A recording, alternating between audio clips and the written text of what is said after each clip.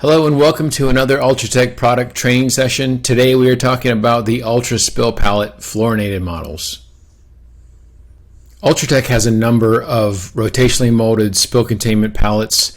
The majority of them are made with polyethylene, but the fluorinated model takes it one step further, where we use those same rotationally molded polyethylene spill pallets, but put them through a fluorination process, which enables them to be more compatible with aggressive chemicals and certain chlorinated solvents.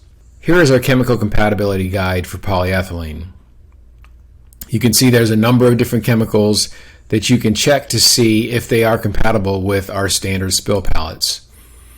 A closer look shows that each chemical has a rating of A, B, or C. A being suitable for long-term storage, B suitable for short-term storage, and C is not recommended to use those chemicals with UltraTech spill containment products. So the rule of thumb with fluorinated spill pallets is that you can take those ratings and improve them by one letter grade. So if you took from the top of that list carbon bisulfide at a C, that's for standard polyethylene. With a fluorinated spill pallet, it would be a B. Now, I stress that that is a rule of thumb and that any ratings be double checked by our engineering staff at UltraTech. So please contact us if there are any questions, if it's not specifically called out in our compatibility guides, and we will let you know for sure. In addition to the standard polyethylene chemical compatibility, we also have one specific to the fluorinated spill pallets and spill decks. So you can look those up. You can see it's the same type of system where we rate it as an A, a B, or a C. It's not as lengthy or as exhaustive of a list as the standard polyethylene, but we do have some of them listed, so you won't have to contact us and you'll be able to look that up for yourself. If you look at the fluorinated spill pallets closely, in this slide, the foredrum is pictured. You can see that we do use the same molds as some of our other spill pallets. So the foredrum fluorinated model uses the same mold as the nestable spill pallet. Everything dimensionally, length, width, height, containment capacity, weight capacity, it's all the same as the nestable spill pallet. And the same thing applies for the 2-drum fluorinated model. It uses the same mold as the standard 2-drum spill pallet. Again, length, width, height, containment capacity, weight capacity is all the same.